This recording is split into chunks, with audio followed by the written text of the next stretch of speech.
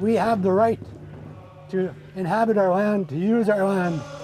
Our culture is about sustaining that relationship with the plants, the animals, in a forest. I did start drawing a lot in the residential school, really not knowing my culture and traditions.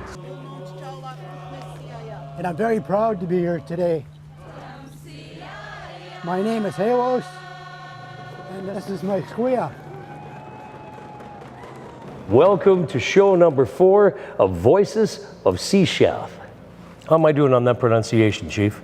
You're getting better, yeah, for sure. It's been a busy week for you, for council, and for the band. You want to maybe talk about how the nation is now really focused on some areas that are vital to its future, and things are starting to move quite quickly. Yeah, well, Shishalh Nation is promoting its position. After the Silcotin case, we are moving our agenda forward. We continue to conduct meetings with the local governments. We're conducting seminars and meetings with the local businesses. We are engaging with the proponents who are working in our territory. We are setting the stage for working and planning in the future.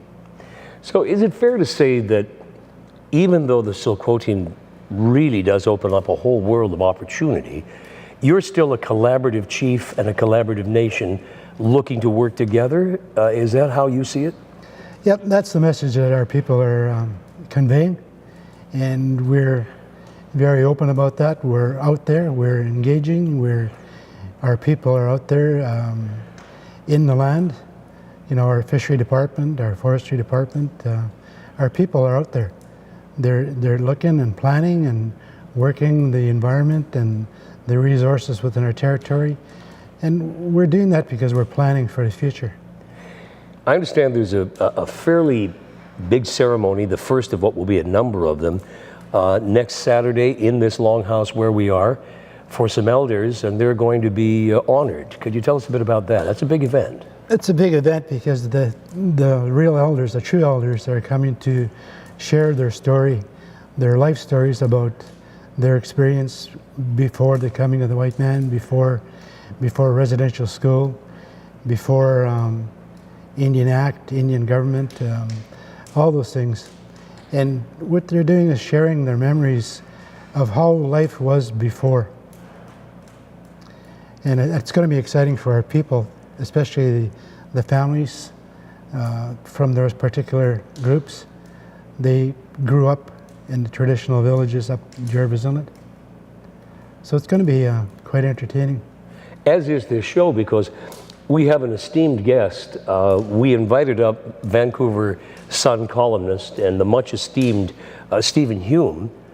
Stephen has written about the nation, particularly of late, with an emphasis on forestry, and he has a very interesting perspective. And he's come a long way today to be in this sacred longhouse with you. And I'd like to officially welcome him. He'll be here after the break. And as well, we have a new addition to the show. Moswea is going to give us the words of the week. So we're going to learn, I'm going to take a run at it, Chief. We're going to learn words in the Shishalh language, and that's called something. It's Shishalh. Shishalh. Again? Yeah, Shishalh. That's the way it should sound. We'll be back after the break.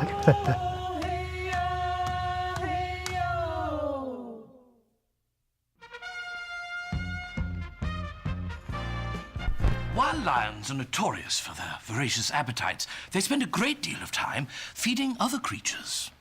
In fact, lions will take great care to ensure there's plenty to go around. As you can see, they keep giving with utter ferocity.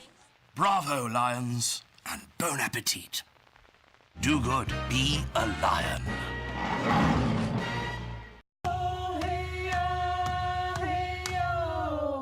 Welcome back to Voices of Shishalh. I'm enrolled in the Gary Feschuk School of Languages. I expect to get better as the shows go on with the language. I think it's important to say a couple of things. We're making history tonight and throughout the day because, first of all, Chief Calvin Cragen is the first chief executive chief in Canada to host his own political current affairs talk show. So he's making history. And also we have a very esteemed guest with us on show number 4.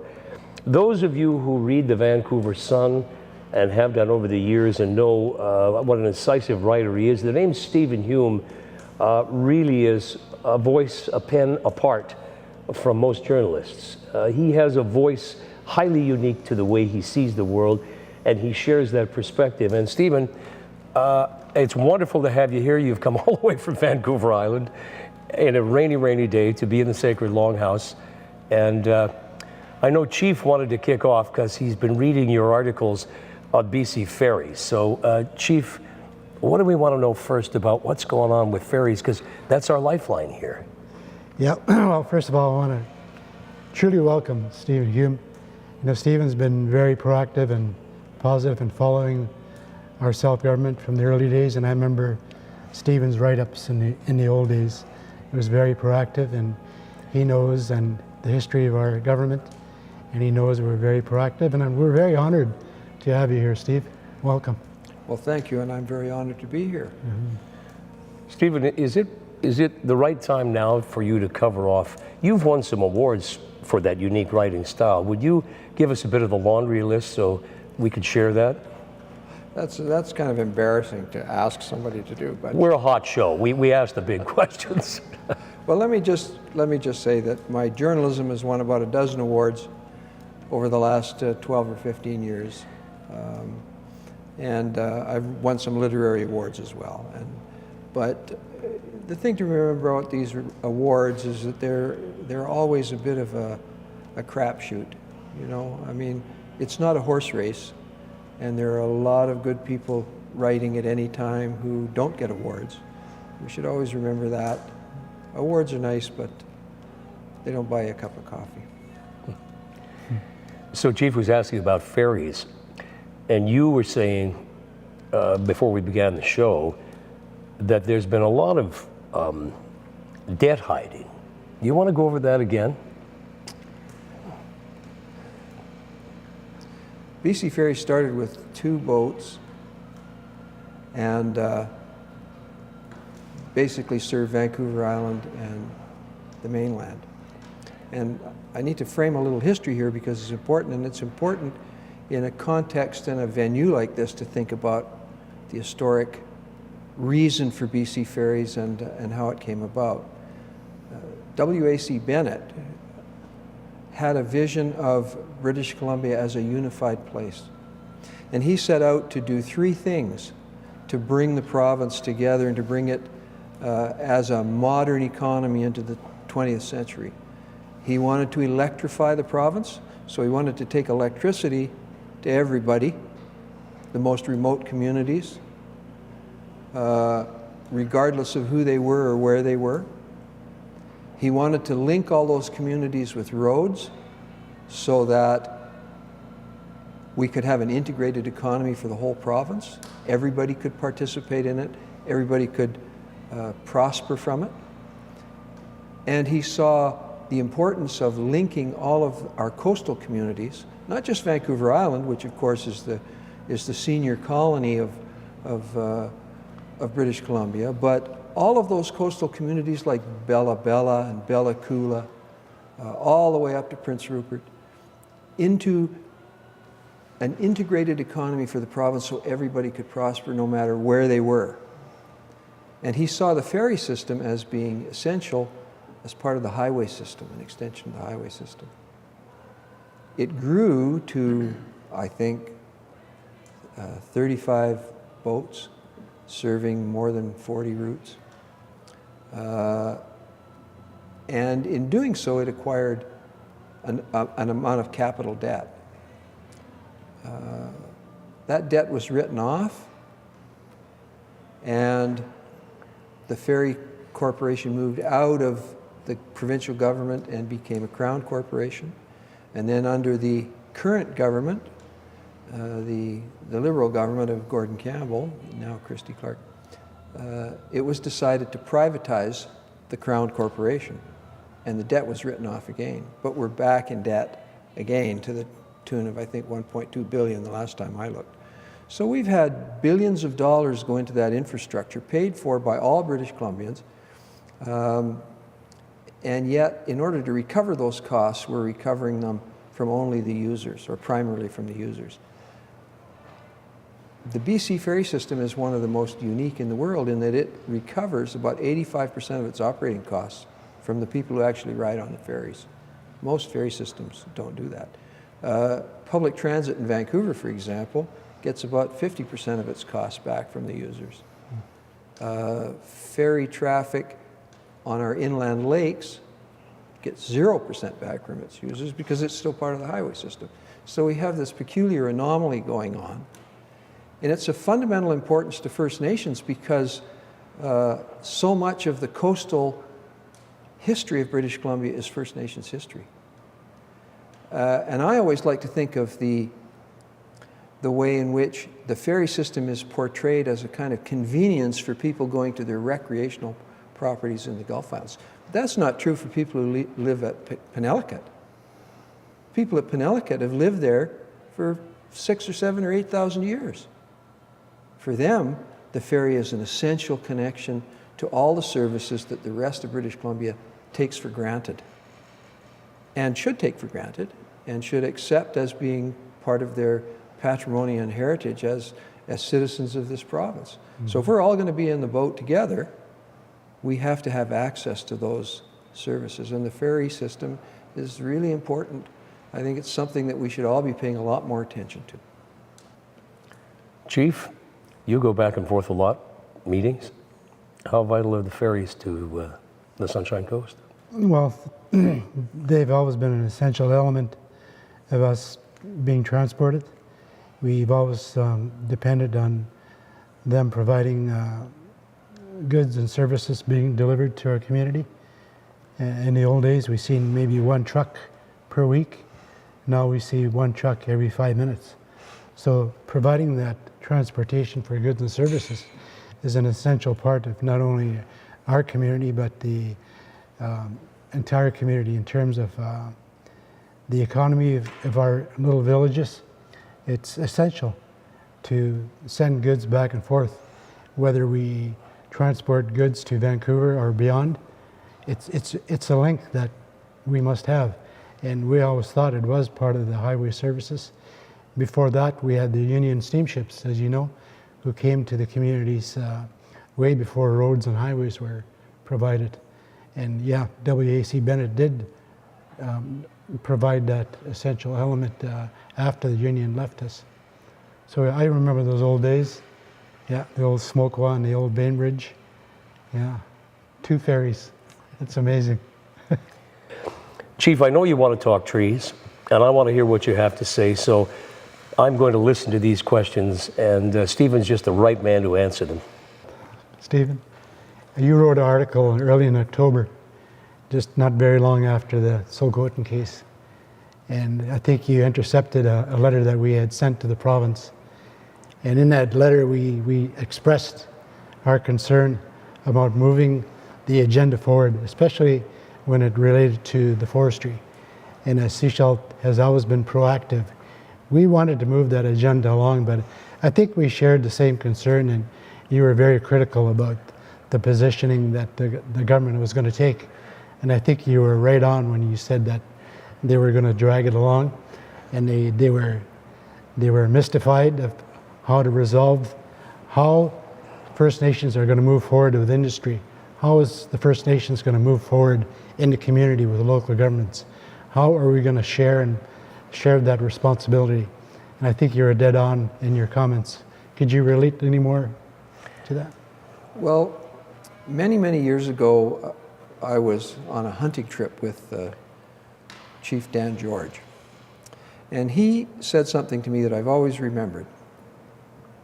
He said, "We're all in this canoe together. And you know what happens in a canoe if everybody doesn't paddle in the same direction?" Mm-hmm. Right? And I think that we've had a game change in the relationship between First Nations and government and industry. Those of us who have been watching the evolution of our society have seen this coming for a long time. First Nations communities are becoming independent. They're determining their own futures, and they're determined to determine their own futures. And this is all part of the big picture of Canadian values. It's what we say we want for communities. But governments are very often mired in a kind of 19th century mindset. It's a very paternalistic mindset. Government makes decisions, people respond to it, tug their forelock, and go on. We don't live in that kind of world anymore. It's been changed by a number of things. It's been changed by the education of youth. It's been changed by the internet and the ability of people to communicate with one another. And it's been changed by the courts that have been saying consistently for the last 50 years, this is the direction in which you must go.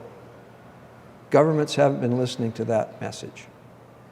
Governments have been going back to court again and again, trying to reinstall the old order in which they have all the authority and the rest of us are subservient, and it isn't working. And the courts have said you can't do it anymore. And the most recent was the Chilcotin decision. And I think that we are now in a position where government is starting to realize that this evolution has occurred. That when you talk about making a place at the table, you're talking about sharing power. And sharing power means just that. It means sharing, not power. The thing that too many people don't understand is that the most important thing about power is not how you use it, but how you don't use it. I think we're going to see more friction. I think we're going to see some conflict. We're seeing some on Burnaby Mountain right now. We're going to see this kind of thing play itself out, but the trend of history is with the chief, not with the premier. So I'm quite optimistic, but there's an old Chinese proverb. If you want to wish somebody bad luck, say, may you live in interesting times. Yeah. We're living in interesting times. We're faced with all kinds of changes that require people to rethink their old relationships and to rethink the kind of relationships that are going to have to come out of these changes if we are going to all be in that canoe paddling in the same direction. And we don't really have any choices. We have to paddle that canoe in the same direction, and we're all in it. We're all in it as people who live in Shishalh, people who live on the Sunshine Coast, people who live in British Columbia, people who live in Canada, and people who live in the world. And we're going to have to start really thinking hard about how we share wealth, power, and authority with the people who don't have it. Because if you don't share it with them, they come and take it. Sure enough. It's ironic that you should bring up values, because we've been always trying to implement and share our values. And that's the key word, sharing. You know, our people have always been trying to be part of the system, trying to be part of the government, trying to be part of the economic drive. And we've been denied, as you know, for hundreds of years. But now Shishalh is emerging. Shishalh's here, we're poised and ready. And we're prepared to bring our values to the local communities. And how we do that and how we preserve that working relationship is going to be demonstrated here in the next few weeks. And we're very excited about that. And we're going to have more people of interest like yourself, Stephen. I'm really happy that you expressed yourself so eloquently. I think you should be optimistic, because what I see is a great current of welcoming in the mainstream community. I think we've reached some kind of tide change in public attitudes. All that education, all that cultural fusion is starting to pay dividends. And we're really seeing it in young people, which is the hope of the future for me. So, yeah, you know, we live in a very diverse society. We've got racists, and we've got criminals, and we've got people who are bigots. But the main thrust of the society, I think, is going in the right direction for history. And really, in a way, it's so important because what First Nations are doing are helping Canada define itself as the kind of nation that it wants to be, that it dreams it can be, and that can be a model for everybody else in the world for how people can live together and all prosper. If you were thinking of a model around the world where Indigenous people shared with their colonial forebears, if you will, if you shared government, is there a model that you prefer? Is there one in Australia where First Nations would sit in government? I mean, let's suppose you did something unbelievable. You knocked out all the senators, kept the Senate, and put First Nations representatives from across the country. Do you ever see, we talked about sharing of power, do you think that kind of reality is within your lifetime? We already have models of that in Canada right now. The government of Nunavut is a First Nations government. The government of the Northwest Territories is a fused government. Settler society, Dene people, Inuvialuit. So we're already seeing these kinds of things begin to emerge. There are some difficulties simply by demographics. You know, we have this vast mainstream society which is huge by comparison to First Nation societies. And so we really have to work to avoid the tyranny of the majority. But generally speaking, we've just seen the people of Winnipeg elect a Métis mayor. I mean, anything is possible. And I think we've arrived at a state in our history when anything is possible. There are going to be setbacks. There are people who don't want to share power. Lots of people who have power don't want to let one shred of it go. Corporations have to rethink their attitudes in terms of who they consult with and what consultation actually means. I mean, when I have a consultation with my wife at home, we don't sit down and I tell her what we're going to do. We actually talk about it. And sometimes, more than I like to admit, I have to back off and we do what she wants to do. So I think we're at that stage in terms of our relationships between these different levels of government and cross-cultural influences. I'm very optimistic about it. I think, a box has been opened, and we're going to see all kinds of amazing things come out of our First Nations communities as they begin to achieve self-determination and get that economic power in their own hands so they can determine what their future will be and not some bureaucrat sitting behind a desk in Ottawa. We're going to come back with a new feature on Voices of Shishalh, and this is going to be the words of the week. And there's a gentleman who is a nation member, and he's going to lead us through the library. And what is his name, Chief? Moswia. Moswia. Coming up. My proposal will go exactly the way I say it will. My dead body! I think somebody needs a timeout. Oh, that's the power of one.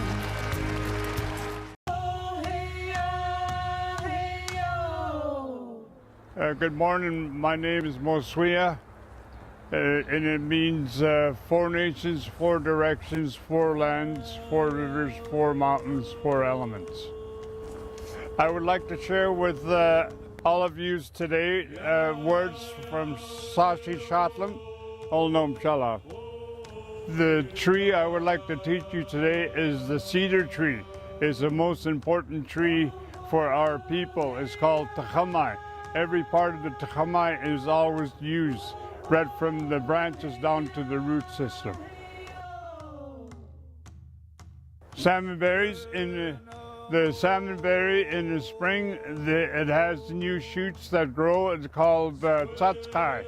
And we can eat that raw when we peel the skin off of it. And also you can use it in salads, tzatzkai. The sentence of today is to greet you this morning. Kwachak e lahoy da kui kui. Kwachok E, the Kwi. The Kwachok E means how are you? And this morning, Kwi means this morning. All known Shalapn Suktan Squaw. I'm saying thank you very much. We'll see you next week. I think show number 4 of Voices of Shishalh has been perhaps the most informative for a number of reasons. One is because we're becoming more comfortable in this role with the television show, and the quality and the depth of the guests are growing exponentially. And I think, Chief, you'd have to agree that Stephen is a big growth and acceleration of the quality of guests you have on your show. Yeah, most definitely. And I want to thank Steve, especially assisting us to keep our community informed. And I think that's the intent of the show, is we want to engage the community, we want to keep them informed as to the planning of our band, the planning of our local governments, and how we're taking on challenges that government is presenting us. Gary, any last words? No, I just really appreciate having an opportunity just to contribute, because I really believe that every guest that comes on the show brings a little bit to us keeping moving forward, and we all do it together. Stephen hit it on the head, is that we're all in the canoe and we're all paddling together. But I really believe that we're getting closer and closer now to becoming a self-sufficient, self-reliant nation. So, Stephen, things are happening so quickly here that we will ask and extend an offer for you to come back, because when you come back in a few months, the seasons will have changed, the battleground will have changed, and no doubt the gains of this nation will have changed, and we'd like to bring you back in the spring. Are you open to that? If I'm still here. You planning on winning the lottery? If I'm still around, you can invite me anytime. I always love to come to Shishalh. I think this is a terrific program. I think it's a great initiative. It's the kind of community outreach that politicians should be doing, and that really help communities to engage with their own sense of governance. And when people do that, they become involved, and everything gets better. So I think you're on the right track with this program. I'm happy to help out. I'll be happy to come along anytime. I'd just like to finish with one little anecdote for you. And that is that we've been talking about ideas of sharing, and I mentioned the interesting culture that existed here before the gold rush. The language of that culture before the gold rush was one that was fused from First Nations languages, from French, from Spanish, and from English. It was the trade jargon of the coast. Everybody spoke it. It came from everybody, and it served everybody. And it was, once again, swept away with the gold rush. But there was a time when every reporter at the Vancouver Province, which was once the great newspaper that the Vancouver Sun is now, every reporter was given a dictionary, right, and carried it. And we all spoke it. And when my little daughter was christened at church, the minister, one of the last speakers, christened her in our language of this coast. And we should be thinking about that, because it is about all being in the canoe together and what can be achieved when we all work to a common purpose with respect for one another. That's the future. That's their future. They're going to give it to us, so we should give them a hand. Yes. Well, thank you, studio audience. You've been watching Voices of Shishalh, and we'll see you again on our next program. Thank you for watching.